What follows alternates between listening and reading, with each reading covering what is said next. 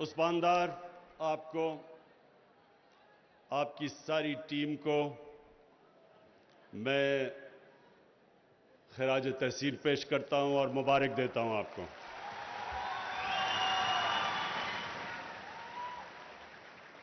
और इसलिए कि जिस जुनून से आपने ये काम किया, मेहनत तो आपने की, लेकिन मेहनत के साथ जुनून मुझे नजर आया। इसलिए मैं खास तौर पे सबके सामने, आप सारा यूथ, नौजवान, कामयाब नौजवान जो यहां बैठे हैं, मैं सबके सामने आज इसको उस्मान डार को, इसलिए कि कई समझते थे बड़ा मुश्किल है, ये नहीं होगा, लेकिन लगा रहा। उस्मान फाइनेंस मिनिस्टर से मिलता था, प्लानिंग मिनिस्टर से मिलता था, स्टेट बैंक गवर्नर से। तो ये जो इसने प्रोग्राम अभी तक सामने लेके आए, ये शुरू करना बड़ा मुश्किल था, लेकिन माशाअल्लाह क्योंकि अब चल पड़ा है, तो अब हमें नजर आ रहा है कि ये हमारे मंसूबों में से इंशाअल्लाह सबसे कामयाब होगा।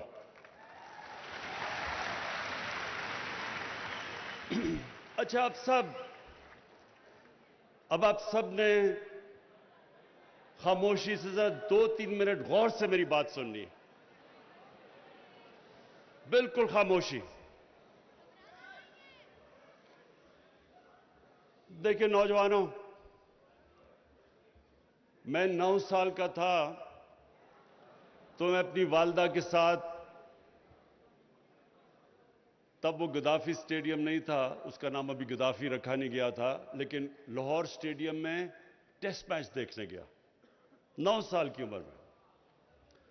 मेरी खाला के बड़े बेटे थे जिन्होंने उस टेस्ट के अंदर बड़ा जबरदस्त पाकिस्तान के लिए परफॉर्मेंस दी, सेंचुरी की।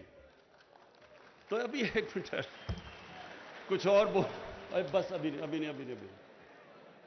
तो मैंने अपनी वालदा को कहा कि मैं टेस्ट क्रिकेटर बनना चाहता हूं, 9 साल की उम्र का था।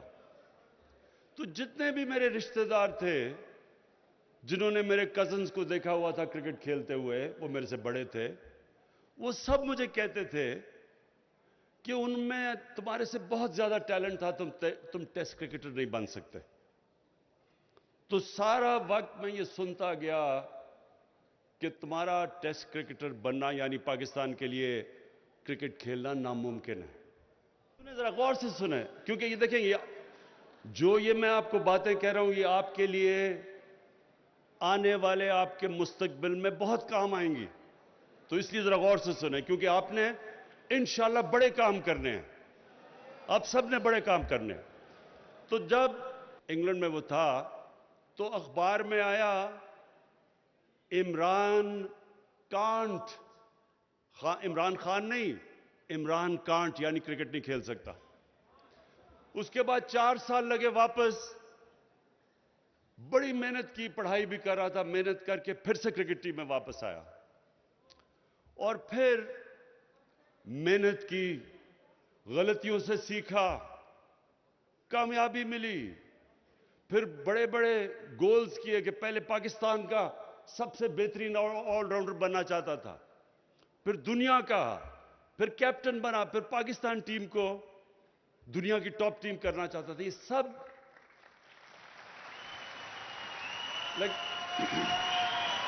लेकिन हर जगह, सुने, हर जगह मुझे यह कहा गया कि यह नामुमकिन है।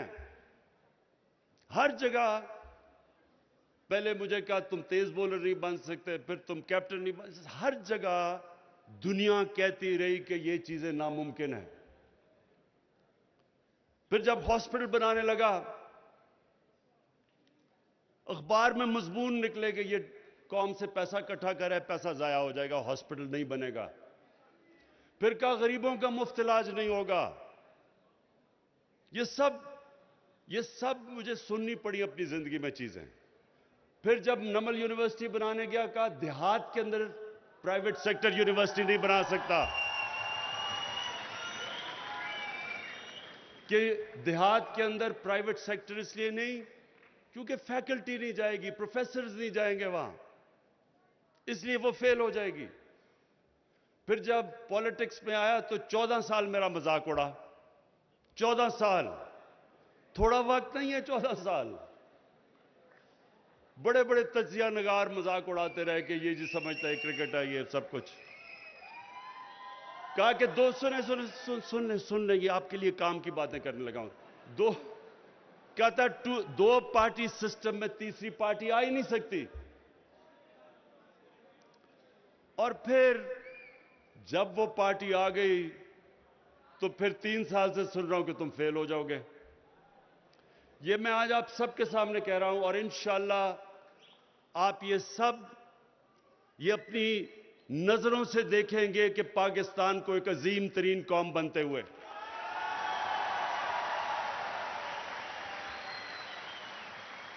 ये मेरी नौजवानों, ये मेरी आखिरी एम्बिशन है जिंदगी की। हर चीज में लोगों ने कहा नामुमकिन है, अल्लाह ने कामयाबी दी।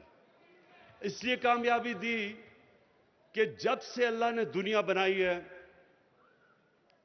उसने एक असूल कई बनाए हुए हैं कि जिसने भी कामयाब दुनिया में होना है,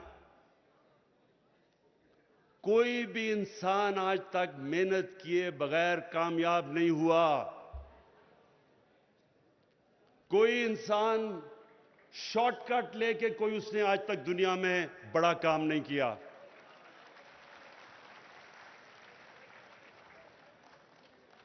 और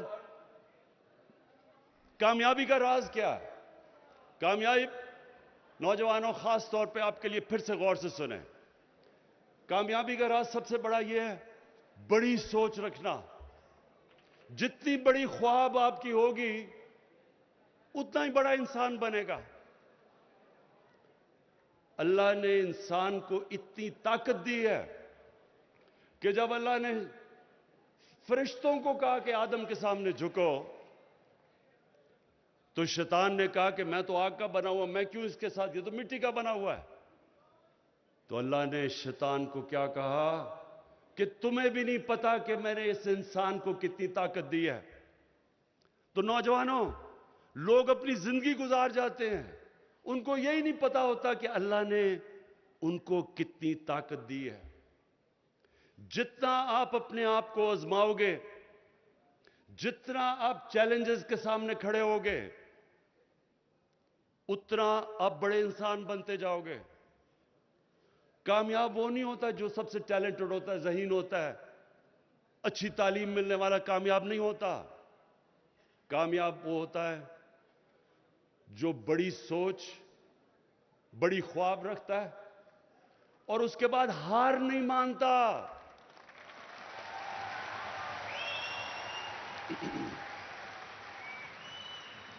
जितनी आप ऊपर सोच रखेंगे, याद रखें, उतनी ज्यादा मायूसियां जिंदगी में आएंगी आपके सामने। और इंसान के कैरेक्टर की पहचान बुरे वक्त में होती है। मुश्किल वक्त में पता चलता है कि इंसान का कितना कैरेक्टर है। अल्लाह कुरान में कहता है कि मैं तुम्हारे ईमान को बार बार मुश्किलों से आजमाऊंगा।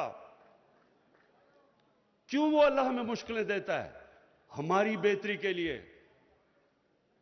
जब एक इंसान के सामने मुश्किल आती है, उसके सामने खड़ा होता है, बुरे वक्त को बर्दाश्त करता है, अपना जायजा लेता है कि क्या वक्त, क्या गलतियां की मैंने, गलतियों को ठीक करता है, मेहनत करके इंसान और मजबूत हो जाता है और ऊपर चला जाता है।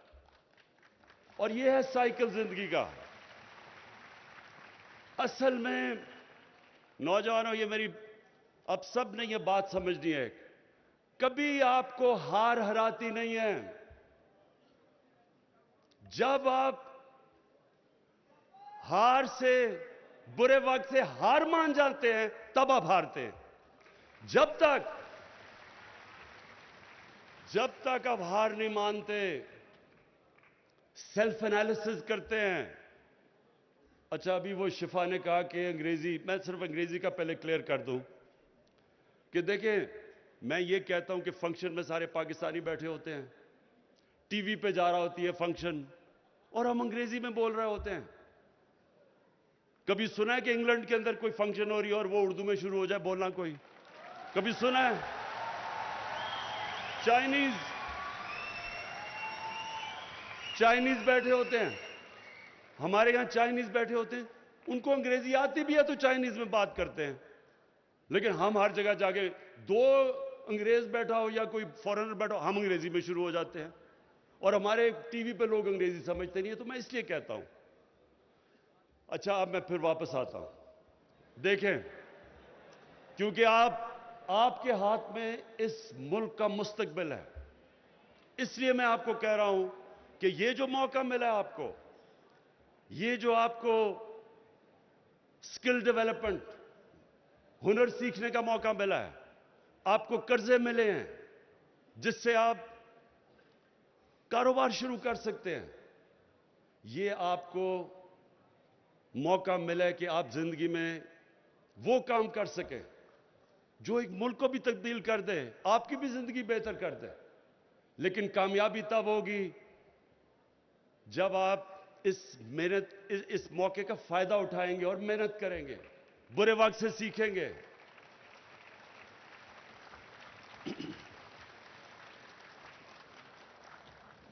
हम पाकिस्तान को, हमें यह पता है कि बड़ा मुश्किल वक्त है हमारे पे। मुश्किल वक्त क्यों है? दुनिया पे मुश्किल वक्त आया हुआ है। मुश्किल वक्त क्यों आया है? कोरोना की वजह से। सदियों में एक दफा इतना बड़ा सुन ले, बाद में नारे मारना। ये मेरी तरह गौर से बात सुने। कोरोना वायरस सदी में एक दफा इस तरह का एक दुनिया में बुरहान आता है। सारी दुनिया में मुश्किल आई हुई है क्योंकि लॉकडाउन कर दिए। लॉकडाउन की वजह से कारोबार खत्म हो गया, सब कुछ रुक गया, सप्लाई लाइंस वो रुक गई, चीजें गायब हो गई, चीजों की कीमत ऊपर चली गई, तेल दुगना, कोयला दुगना, गैस दुगनी से भी ज्यादा। तो ये सारी दुनिया का मसला इस वक्त। उसके लिए मैं फिर आपको कहता हूं कि हम ये प्रोग्राम लेके आ रहे हैं। एक तो कामयाब जवान तो आपके सामने आज, लेकिन कामयाब पाकिस्तान जो भी शौकत तरीन ने बताया, सूद के बगैर कर्जे, 40 लाख खानदानों को उनको हुनर सिखाना, सूद के बगैर घर के लिए कर्जे, यानी घर बनाने के लिए पहली दफा पाकिस्तान में हो रहा है कि हुकूमत सूद के बगैर कर्जा देगी ताकि गरीब घराना अपना घर बना सके। और सबसे ज्यादा जो मुझे फख्र है आज, नौजवानों, सबसे ज्यादा फख्र मुझे इस चीज पे है कि पाकिस्तान में universal health coverage, health insurance, सारे खानदान जितने सूबे हमारे नीचे हैं, पंजाब, पख्तूनख्वा, आजाद कश्मीर, गिलगित बल्तिस्तान और बलूचिस्तान, हर शहरी को हम इंशाल्लाह हेल्थ इंश्योरेंस देने लगे हैं, जो कि जनवरी से शुरू हो जाएगी सारे पंजाब के अंदर, हर खानदान के लिए। और इससे यह होगा कि किसी घर में भी बीमारी हुई तो 7 लाख से 10 लाख रुपए किसी भी अस्पताल में जाके अपना इलाज करवा सकेंगे। ये मैं हमेशा समझता था जब शौकत खानम कैंसर हॉस्पिटल बना रहा था कि अल्लाह ने मुझे कभी भी मौका दिया। शौकत खानम कैंसर क्यों बनाया था हॉस्पिटल? क्योंकि कैंसर का इलाज सबसे महंगा है। जब मेरी वालदा को कैंसर हुआ तो मुझे एहसास हुआ इस चीज का, तो सोचा कि गरीब लोग कैसे अपना कैंसर का इलाज करवा सकते हैं, इसलिए शौकत खानम बना था। और तभी मैंने इरादा किया था कि अल्लाह ने मुझे कभी भी मौका दिया तो सबसे पहले हेल्थ इंश्योरेंस लेके आएंगे कि गरीब से गरीब घराना में भी अगर मुश्किल वक्त आता है तो उनके पास कार्ड हो, किसी भी अस्पताल में जाके अपना मुफ्त इलाज करवा सके।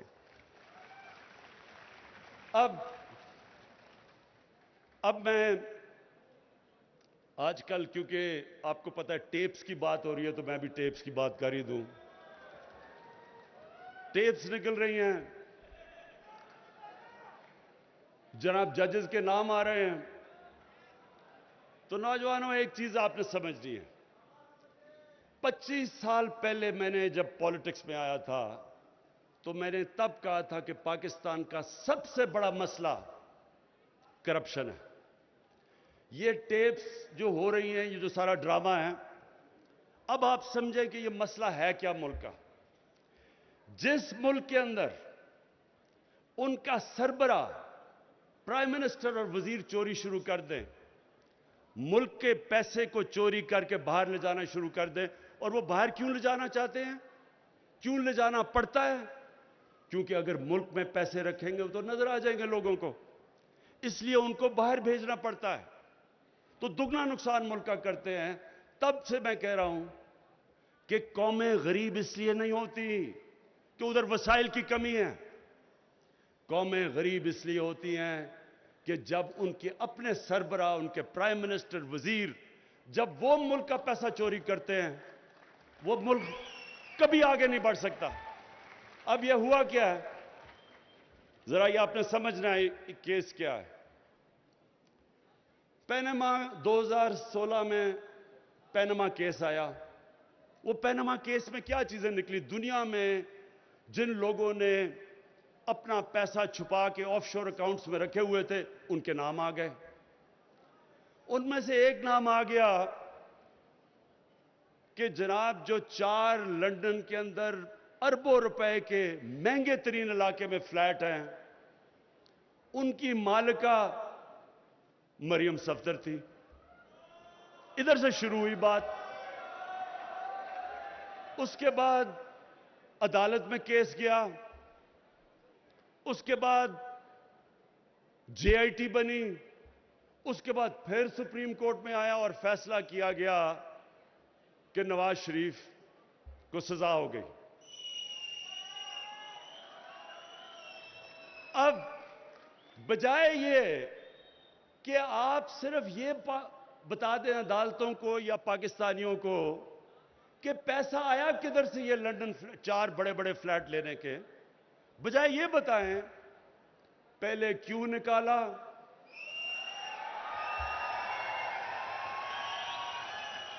अदलिया को बुरा भला, फिर उसके बाद पाकिस्तानी फौज को बुरा भला। मैं तो खैर बुरा भला हुई, मुझे तो वो कहते हैं बहुत जालिम हूं मैं, तो सबको बुरा भला। भाई आप जवाब दें कि आपने ये 4 फ्लैट लिए किधर से। सारी चीजें कर रही हैं लेकिन जवाब नहीं दे रहे हैं। मेरे ऊपर इन्होंने केस किया, सुप्रीम कोर्ट में लेके गए, मेरा भी लंदन में फ्लैट था।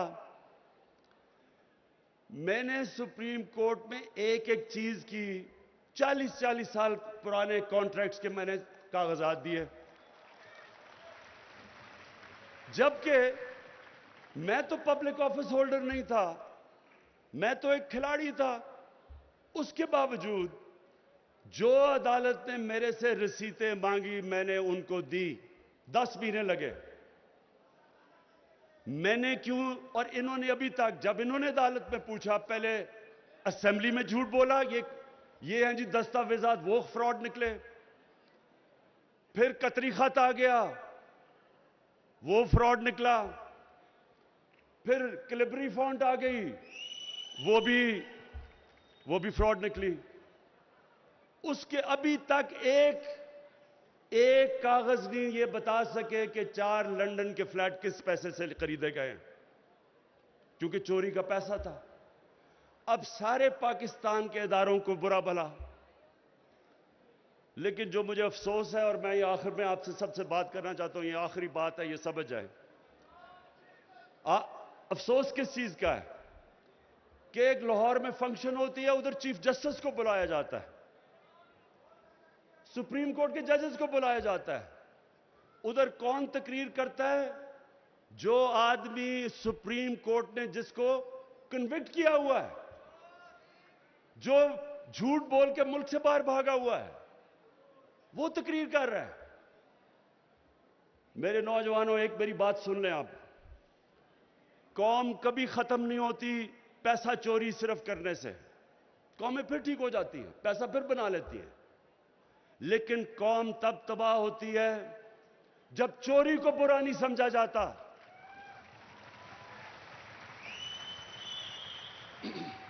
जब एक कौम की अखलाकियात खत्म होती है, कौम खत्म हो जाती है। मौलाना रूमी ने किसी ने पूछा कि कौम कैसे मरती है। मौलाना रूमी ने कहा, जब वो कौम, उन्होंने दो दरख्तों की मिसाल दी, एक खुशबूदार दरख्त और एक बदसूरत। कहता जब इनमें फर्क खत्म कर देती है, अच्छे बुरे की तमीज खत्म करती है, कौम मर जाती है। नबी सल्लल्लाहु अलैहि वसल्लम ने जो मदीना की रियासत बनाई थी, उसकी बुनियाद रखी थी, अच्छे को अच्छा कहो और बदी को खत्म करो। अच्छे को अमर बिन मारूफ, बड़ा कुरान की आयत कि हमारे ऊपर फर्ज कर दिया कि अच्छे को अच्छा कहो, बुरे को बुरा कहो। जब तक एक कौम की अखलाकियात कायम रहती है, वो कौम को कोई खत्म नहीं कर सकता। जापान, 2 एटम बम गिरे जापान के ऊपर, 10 सालों में जापान फिर खड़ा हो गया। एटम बम भी तबाह नहीं कर सका, क्योंकि उनकी अखलाकियात कायम थी। जो मदीना की रियासत की बुनियाद इखलाकियात पे हमारे नबी सल्लल्लाहु अलैहि वसल्लम ने रखी थी, उसके बाद खुशहाली आई थी। तो मेरे पाकिस्तानियों, ये मैं आप सबको आखिर में ये कहना चाहता हूं कि ये कौम वो कौम बनने जा रही है जो आप अभी तसव्वुर नहीं कर सकते। अल्लाह ने इस कौम को सब कुछ दिया है, टैलेंट दिया है। यही नौजवान बाहर जाते हैं, एक से एक बड़ा काम कर देते हैं। हमारा सिस्टम क्योंकि करप्ट किया हुआ था, इसकी वजह से थोड़ा टाइम लग रहा है सिस्टम को ठीक करने में। लेकिन मुझे कोई शक नहीं कि ये अजीम कौम बनेगी। लेकिन एक चीज मैं ये भी जो आखिर में आपको कहा कि ये भी मेरे ज़हन में है कि कभी भी जब तक हम अपने अखलाकी, हम अपने मॉरल स्टैंडर्ड्स ऊपर नहीं उठाएंगे, हम वो उधर नहीं पहुंच सकते जिधर हमें पहुंचना चाहिए। इसलिए मैंने रहमतुल्लिल आलमीन अथॉरिटी बनाई है। और इसका मकसद क्या है कि नबी सल्लल्लाहु अलैहि वसल्लम की जिंदगी से, उनकी सीरत से सीख के, उनके कैरेक्टर को अपनी जिंदगियों पे, उस पे अमल करें हम, यानी अपनी जिंदगी में लेके आए। हम आशिक रसूल हैं सब, हम उनसे प्यार करते हैं, लेकिन जो उनकी सीरत है वो अपनी जिंदगी पे लागू नहीं करते। और सिर्फ ये हमारा मकसद है कि अपने स्कूल के बच्चों से शुरू करें, उनको उनकी जिंदगी से सिखाएं, कैरेक्टर बिल्डिंग करें, क्योंकि अजीम कौम का अजीम कैरेक्टर होता है।